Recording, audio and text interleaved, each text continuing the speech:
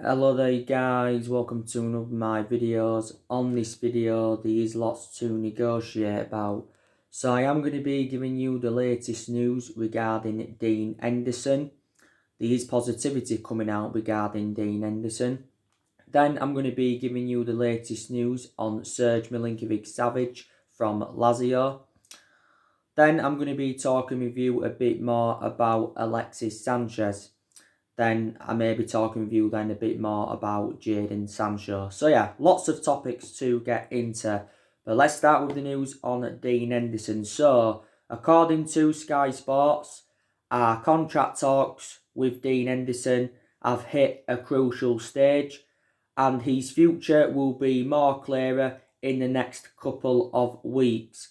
We are hoping to get Dean Henderson a new 5-year contract at the football club, and we could make him one of the highest paid goalkeepers in Europe.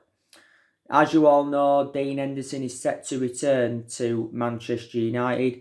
So reflects on that, Sheffield United are looking to get Aaron Ramsdale from Bournemouth. Dean Henderson's current contract with Man United at the moment runs until 2022. But Dean Henderson has been Sheffield United's player of the season. Reflects on his good run of performances. This has been his second season on loan with Sheffield United. He's had quite a few other loan spells as well, with Stockport, Grimsby and Shrewsbury. We did get Dean Henderson back in 2011 from Carlisle. We got him at just the age of 14. But there's actually no chance that Dean Henderson could become our number one for next season. But I think we've been in contract negotiations with Dean Henderson for quite a while now. As you all know, Chelsea want to get Dean Henderson. He did recently say that Chelsea are willing to more than double his wages. He said Chelsea are willing to offer him around £170,000 a week. I think his current salary at the moment is around £70,000 a week, but Sheffield United are paying the vast majority of that. Chelsea are looking for a replacement for Kepa Arrizabalaga.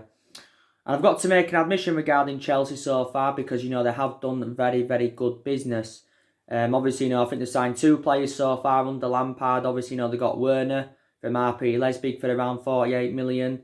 They got Ziyech back in February for around 37 or 38 million pounds. So they have spent around 80 million pounds on them 2 players. And Chelsea looking to make more signings. They try to get Havertz on the board.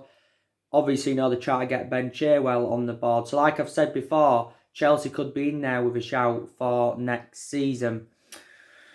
Solskjaer, by the way, was talking about Dean Henderson prior to our game against Sheffield United, and he did say that he expects Dean Henderson to be our number 1 goalkeeper and England's number 1 goalkeeper in the future. But he also did say that he's not yet ready to become Manchester United's number 1. But it definitely is the foreseeable future for the football club. There was talks before that we could possibly put him out on loan for another season to gain more experience, but I think Henderson's now got that experience behind him. But yeah, he could be possibly our number 1 because obviously, David De Gea has been heavily criticised in the last couple of years, reflecting on the calamitous mistakes he has made. This has been David De Gea's 9th season at Manchester United, and like I've said to you before, I think David De Gea has had 7 good years out of the 9 years he's been at the football club. David De Gea has made 404 appearances for the football club in all competitions. Solskjaer did recently make an admission saying that, David De Gea's position's under threat at the club. And he did say that David De Gea has to raise his game. Now, Solskjaer was talking about De Gea quite a few weeks ago. And he said that De Gea has been the best goalkeeper in the world for the last 9 or 10 years. Because De Gea has won everything domestically at the football club, and he has won individual awards reflecting on his good run of performances. We did get De Gea from Atletico Madrid back in 2011. We paid around, 17 or 18 million for him. We did get him under the Ferguson era. But if we was to sell David De Gea in this summer transfer window, or was to sell him in next year or the next couple of years, we'd still get more than the 17 or 18 million that were paid for him from Atletico Madrid. If we was to sell him now, I think we could still get maybe around 50 or 60 million pounds. When he was the best in the world, I think De Gea was worth around 100 million pounds. But when David De Gea does leave Manchester United anywhere, like I said before, I think he will go back to Spain. David De Gea did sign a 4-year deal with a football club last year with around 375 grand a week. So I said that figure makes him the highest paid goalkeeper in the world and the highest paid at the football club. So yeah, so Dean Henderson set to battle it out with David De Gea for next season. Obviously, we've got other goalkeepers in the team. We've got Sergio Romero. Like I said, he's not reliable enough to become our number one goalkeeper. He's aging up as well. He plays in our cup games with Sergio Romero. Obviously, we've got Joe Pereira out on loan with Hearts. We've obviously, got Lee Grant. But yeah. So anyway, that's the breaking news regarding Dean Henderson. Now let's delve into the news on Serge Milinkovic-Savic from Lazio. So it's been reported out in the last couple of days, and this is stemming from Foot Mercato, and they have said that we have revived our interest in Serge Milinkovic-Savic. And it also says that Chelsea are interested. I think we've recently been in contact with Milinkovic-Savic's agent over a possible transfer to Manchester United. Now, don't forget we've inquired about his availability before. Don't forget, we first expressed our interest in Savic back under the Jose Mourinho era, because he really did want to bring him in. Now, I think last season, Lazio demanded around £90 million for the player. It also mentions that Paris Saint-Germain have already had a £54 million bid rejected. I think reportedly now, due to this coronavirus pandemic, that Milinkovic-Savic could be available in the 60-odd million pound range, so maybe it could cost around £63 million. I think Milinkovic-Savic has been at Lazio now for a good 5 years. Lazio did pay, around £16 million for him from Genk. He's made 204 appearances for Lazio in all competitions, and I think he has scored around 39 goals for them and provided around 20 odd assists. He's predominantly a box-to-box midfielder, and I like him a lot. He has got a contract with Lazio until 2024. So, would you take Serge Milinkovic-Savic at Manchester United? Do let me know in the comments below, because we actually are in search for a midfielder. Someone that can go alongside the likes of Paul Pogba and Bruno Fernandes. And to be honest with you, I think Milinkovic-Savic, would complement our midfield fantastically well. Obviously, he hasn't played in the Premier League as yet, but I think if he came to the Premier League, he would exceed expectations, because his performances for Lazio have been absolutely exceptional. So these stories are stemming from Foot Mercato. Now let's just delve into some news on Alexis Sanchez. I was speaking with you about Alexis Sanchez yesterday. So reportedly, Alexis Sanchez doesn't want to come back to Manchester United, so he's refusing. But on the other hand, Ole Gunnar Solskjaer wants Sanchez back at Manchester United because he wants to give him another opportunity at the football club. Now, obviously, it confirmed yesterday from the Italian media that we rejected Inter Milan's loan plus €50 million obligation to buy offer down, because I don't think we'll allow Sanchez's loan to be extended for another season, because obviously we're looking to get rid of Sanchez on a permanent transfer. Now, I think Inter Milan would be happy to pay the fee that we are demanding, because I think we've said we want around 17 or 18 million to let him go permanently, but it's Sanchez's substantial wages that seems to be the stumbling block. Inter Milan may find it difficult to, pay off his wages. Obviously, Sanchez's wages at Manchester United are like 400 grand a week, rising up to 500 grand a week based on the image rights and the bonuses and that. But despite the fact that Sanchez is on loan at Inter Milan, we're still paying the vast majority of his wages. I still believe we're paying him like £300,000 a week. And Inter Milan are paying like the other £100,000 a week. Sanchez joined Inter Milan on a 10-month loan last summer. And obviously, it didn't include an option to buy or an obligation to buy. But I heard this could actually cost us around £50 million, with this Sanchez thing. Sanchez has still got a contract with us until 2022. But to be fair, Sanchez has been in a good vein of form recently for Inter Milan. Don't forget, Sanchez had a really, really bad injury at Inter Milan at one point. He had that dislocated ankle and he was out for a good 3 months with that. But Inter Milan's chef made an admission yesterday and he said that Inter Milan are interested in signing Sanchez permanently. I don't want him back at Manchester United because Sanchez did endure a difficult 18 months at the football club. We got Sanchez from Arsenal back in 2018 as part of a swap deal of Mkhitaryan going to Arsenal. And we thought Sanchez would have been an exceptional signing, but it turned out he wasn't an exceptional signing. He didn't replicate what he did in his 3.5, 4 years with Arsenal. He didn't replicate, what he did when he was young under Pep Guardiola's guidance at Barcelona.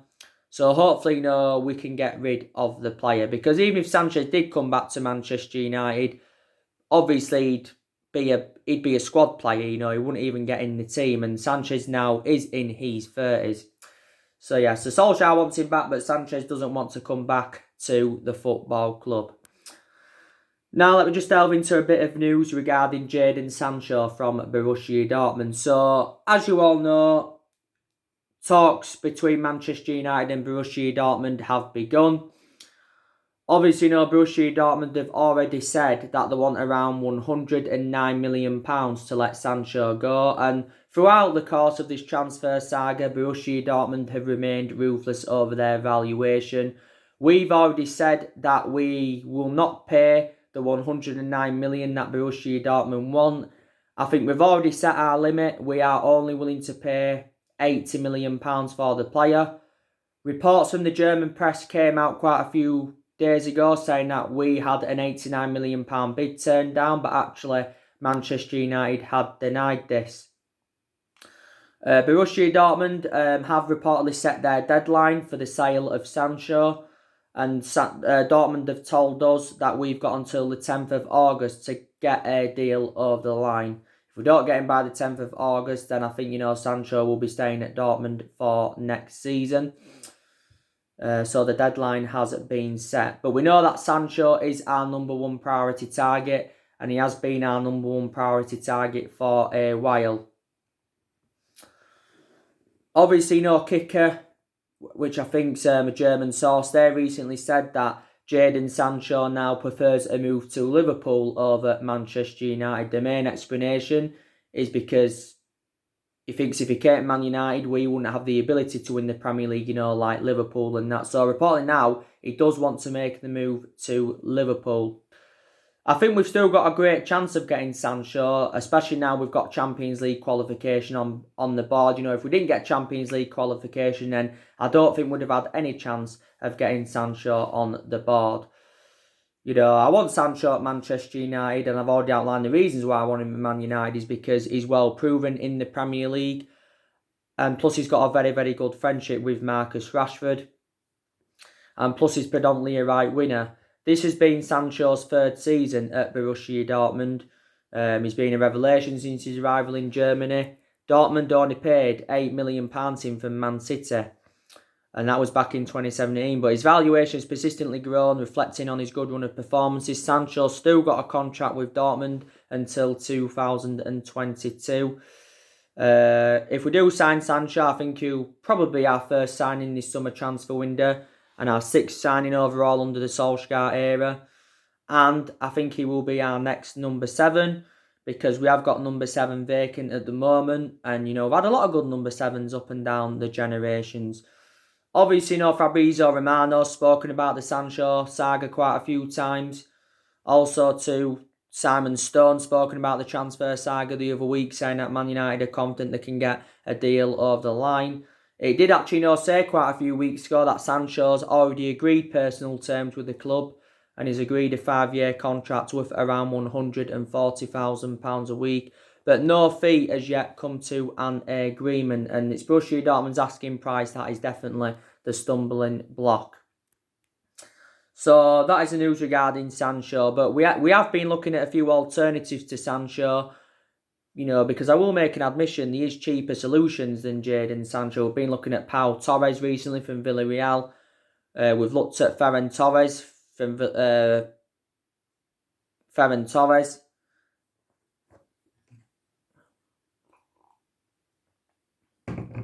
Valencia, but it's looking like the Man City are going to be getting him on the board. We've looked at Rabbi Matondo before from Schalke. We've looked at Ousmane Dembele from Barcelona. We've looked at Figo Almeida. But, yeah.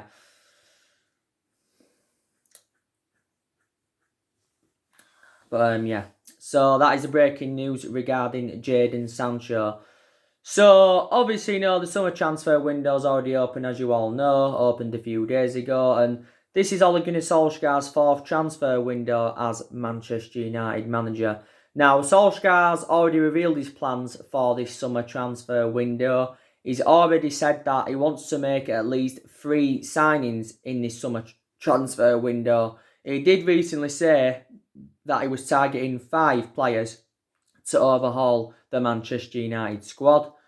Obviously, so far Solskjaer's made 4 permanent signings at the football club and spent just over £200 million. But at the start of Ole Gunnar Solskjaer's managerial tenure at the club, he agreed with Mike Phelan that he wanted to make around 9 signings. And, Solskjaer knows the areas, where Manchester United are lacking. He's told Ed Woodward that he wants to recommend a striker in. He wants to recommend a right winger in. He wants to recommend a holding midfielder in. And I think he's looking to recommend a centre-half in, despite the fact that we have got 7 centre-halves in the team. And he's also, looking to recommend a left-back in. Because these still areas in the squad where Manchester United are lacking. Now, we know that our transfer budget for this summer transfer window has been revealed. Solskjaer's going to be given around £140 million to spend. Do you think £140 million is going to be enough for us to get the players, the right number of players in and the players that we want? Obviously, for us getting qualification for the Champions League, I think, we get an extra £70 million in revenue. So I presume that'll help us with our rebuilding process. But got to say, very, very, very, very good achievement, getting qualification for the Champions League and finishing 3rd. And let's put into the equation, this has been Ole Gunnar Solskjaer's first full season at Manchester United. And with how poor we was earlier on in the season, you wouldn't have even thought we'd have finished in the top 10 the way things were going, because earlier on in the season, we enjoyed our worst start ever to a Premier League season. At that point, Solskjaer was close to getting sacked by Manchester United. And let's put into the equation, we're going to sell players in this summer transfer window, so our transfer budget will increase that way. I think we're going to get rid of at least 6 or 7 players in this summer transfer window. I think we could actually end up getting rid of like 9 players. I've already gone through with you, I think, the players that Manchester United are going to get rid of. I think, we're going to get rid of Jesse Lingard. Like I said, we'll be looking to get rid of Sanchez permanently. I think we'll also get rid of Andres Pereira, because obviously, Andres Pereira isn't even getting in the team. I think we'll also get rid of Diego Dalot, because I don't think Diego Dalot is good enough to represent Manchester United. We did get Diego Dalot in Jose Mourinho's final transfer window. We did pay around £19 million in from Porto. Dalot has got a contract with us until 2023. But he's only made 1 start in the Premier League this season. That would only start he made because he had a few injuries earlier on in the season. He says before that Barcelona and PSG have been in for him. We're also looking to get rid of Smalling and Rojo on permanent transfers, because Smalling's out on loan with Roma at the moment and Rojo's out on loan at Estudiantes. I think we'll be also looking to get rid of Phil Jones, because Phil Jones doesn't even get in the team now. I think we'll be also looking to get rid of Joe Pereira permanently. Possibility chance we could get rid of Juan Mata, but I don't see it happening in this summer transfer window because we know now that Juan Mata isn't even getting in the team. But when he gets his chances, Juan Mata still makes a fantastic impact. This has been Juan Mata's 6th season at Manchester United. You know, we did pay around 40 million or just under £40 million in from Chelsea back in 2014. So we actually got Juan Mata under the David Moyes era, but he is now in his 30s. It did say that Solskjaer's going to decide on what players he's going to loan out this week. I think the players we are going to loan out is James Garner. I think he could be going to the Championship because Cardiff and Swansea want James Garner. And I think it also mentioned that Doncaster are interested in James Garner. But he needs to go out on loan, you know, to obviously get more game time. I think we could also loan Dylan Levitt out. I forgot to mention Dylan Levitt yesterday. Tahith Chong, I think, Tahith Chong, I think we could be also loaning him out because, he's not getting enough opportunities. Daniel James, there's a possibility chance we could loan Daniel James out, especially if we do sign Jadon Sancho. Towards the back end of the season, Daniel James wasn't getting any chances because obviously, we was playing Mason Greenwood ahead of Daniel James, and I think our preference is Mason Greenwood ahead of Daniel James, to be quite honest with you. I won't take nothing away from Daniel James. I think he's enjoyed a very, very good season for Man United, scoring on his debut against Chelsea, and he's played a good 30-odd games for us this season in all competitions, and he was a cheap solution because we paid around £15 million in from Swansea last summer. Daniel James can play on the left and he can also play on the right. He's supposed to be more effective on the left, but when we've played him this season, he's actually mainly played on that right-hand side. So there's a possibility chance we could loan him out. I think we could also loan Alex Tuanzebe out. He's injured at the moment, and we could also loan Fosu Mensah out. Fosu Mensah made his first appearance for Man United in just over 3 years in the 2-0 win against Crystal Palace. He also started, I think, in the 1-1 draw with West Ham, but he did have a long injury, did Fosu Mensah. So like I said, big decisions have got to be made in this summer transfer window, but Solskjaer's already outlined his transfer plans after Champions League qualification. He's told our board to go out there and get his preferred targets, and he's also told our board to back him. But I think Solskjaer's just delighted that he's proved all his critics wrong. Because like I said earlier on in the season, I was very, very critical of Solskjaer, and a lot of Manchester United fans were very, very critical of Ole Gunnar Solskjaer and that. But the good news is, we are in a good vein of form. We are unbeaten in our last 14 Premier League games. Don't forget, we did go on a 19-game unbeaten run in all competitions until Chelsea beating us in the FA Cup semi-final. But I've seen a hell of a lot of improvements since January. I really, really have. I've seen a lot of improvements. Don't get me wrong, there's still improvements needed at Manchester United. I think we need to keep the ball better. We need to be quicker on the flanks. We need to be slightly more clinical in front of goal. Defensively, we need to look better than that. So still improvements needed. But the things that have improved under Solskjaer is definitely our recruitment's improved. I think Solskjaer's decision making has slightly improved, but maybe still needs to improve a bit on it. Because in some games throughout the course of the season, Solskjaer was very tactically flexible. But in some games, he was very tactically naive, where he didn't really have a plan A or didn't really have a plan B. I also think players have definitely improved under him. I think Martial's enjoyed a very, very good season. Rashford, I couldn't really have a perception on Rashford because obviously, he didn't make an impact at the start of the season. Then obviously, Rashford was out with injury for a good 5 months. He was out with that back injury. And after lockdown, Rashford didn't make the best of impacts. We know throughout the course of the season, Rashford was playing on that left-hand side. Mason Greenwood, he's enjoyed a very, very good season under Solskjaer. This has been his first full season in the senior squad. I've been very, very impressed with him. Greenwood's got 17 goals in all competitions this season. I think, Bruno Fernandes has made a fantastic impact, and Bruno Fernandes has definitely made the difference in the team. Bruno Fernandes has 10 goals, I think, now since his arrival from Sporting Lisbon in January. And don't forget, he became the first Man United player to win back-to-back Player of the Months since Cristiano Ronaldo, because Bruno Fernandes won it for June and he also won it for February. I think Matic looks a lot better under Solskjaer as well. We've been getting the best out of Matic recently, but after lockdown towards the end of the season, Matic was getting a lot of starts, but that was totally contrast like on the first part of the season, because the first part of the season, the likes of McTominay and Fred were getting there ahead of Matic. I've said I've been impressed with McTominay this season, despite the fact he had that ankle injury earlier on in the season. I've also been very, very impressed with Fred, because Fred endured a very, very difficult time under the Jose Mourinho era, never really got his opportunities. But this season, Fred has really confounded his critics' run. We did pay around 52 million for him from Shakhtar Donetsk back in the summer of 2018, and I think we got him in Jose Mourinho's final transfer window. Been also very, very impressed with Shaw. I know that he's been out of an ankle injury recently, so he's missed our last 3 or 4 games.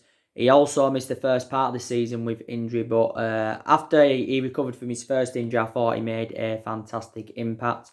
I've also been very, very impressed with Brandon Williams. I think Wan-Bissaka's enjoyed a fantastic first season at the club. Looked a bit off the pace in the last few games, but he's very reliable. I still think he can be our fullback in the next, decade, can Wan-Bissaka and that. So, a lot of players have really, really improved under Ole Gunnar Solskjaer and that. I think Solskjaer also knows now his best 11, because don't forget there was a period where Solskjaer went with the same team for 5 league games in a row, and that's the first time we've done that since 1993. I think he also knows his best formation. We know a lot throughout the course of the season, Solskjaer went with a 4-2-3-1 formation. He went with a few different formations though, a few times. Like I said, against the big 6 sides throughout the course of the season, we did very, very well, because we'd taken a good 18 or 19 points against the big 6 sides. Like I said, Solskjaer's promoted the youth very, very well. Solskjaer's got rid of a lot of the deadwood since he got recommended into the club, so that's also another positive. So yeah, definitely no positives to take from his tenure so far. But you saw my video that I did the other day. I give you the 6 things that Man United have got to do, to become title contenders next season. That's get Paul Pogba a new long-term contract, get rid of more of the deadwood, give the youngsters more opportunities, perhaps. Give the youngsters more opportunities, probably put Dean Henderson as number 1, and obviously, recruit correctly. So these are the things that Manchester United have got to do. But, we have got a priority now, and that is the Europa League. I know we've obviously got qualification for the Champions League already, but it would be nice to win the Europa League. And if we did win the Europa League, that would be our first piece of silverware under Solskjaer. And I think we'd generate money by winning the Europa League. But I think we're actually emerged as one of the favourites to win the Europa League. We haven't won a trophy for over 3 years, and that's the first time since the 1990s. But we are into the quarterfinals of the Europa League, more or less, because we are 5-0 up against Lask from the first leg. We do play Lask in the second leg on the 5th of August. So there you go. But like I said, our expectations for next season will be to challenge for the Premier League title. We've got to spend money, to compete with the likes of Manchester City and Liverpool. Don't forget, we are the most successful team in Premier League history, because we have won 20 titles and 13 of them are Premier Leagues. But we haven't won the Premier League for 7 years. So last time we won it was back in Alex Ferguson's last season. But I'm hopeful that, we can get our 21st title under the Solskjaer era. And like I said to you before, even if we didn't get qualification for the Champions League, I think Solskjaer would have still been Manchester United manager for next season. Because it is a transition period, and it has been a transition period for a while. Because Solskjaer is definitely still in the process of rebuilding this Manchester United team. But like I said, in the last 7 years, we have made a lot of mistakes, and that's one of the main explanations why we have been so inconsistent. Ferguson made a mistake by appointing Moyes in. I think Woodward's decision-making's been very, very poor for the last 6 or 7 years. People say we made a mistake by giving Solskjaer the job permanently. We did give him it too soon, but we're giving the job permanently. Reflects on what I did in that 3-month period when he was the interim manager. We've recruited a good 32, 33 players in since the Ferguson era. And I think, a lot of the players that we've brought in haven't been the right calibre players for Man United. We've definitely overpaid for players in recent years and that. I think, we made a mistake by not recommending a director of footballing before, but like I updated you recently, he said that Woodward is looking to appoint a director of footballing. There's been quite a few names linked with that role because we want someone to join Ole Gunnar Solskjaer's structure at the football club. But if we're to get a director of footballing, like I've said before, we need someone who knows the club well and someone, of course, who's got that experience, Well, that's everything to update you today on this video. But yeah, that's the news on Dean Henderson. Like I said to you, it's the news on Milinkovic-Savic and Sanchez and Sancho and that. It'd be good if we get Henderson another contract because, like I said, we have extended a lot of players' contracts since Solskjaer came in. But we've still got around 8 players' contracts that are due to expire next year. So we've got to make a decision on them players. So anyway, guys, that's everything to update today. Drop your comments, likes below on the channel. If you do, consider subscribe as always and take care. God bless you all again very, very soon.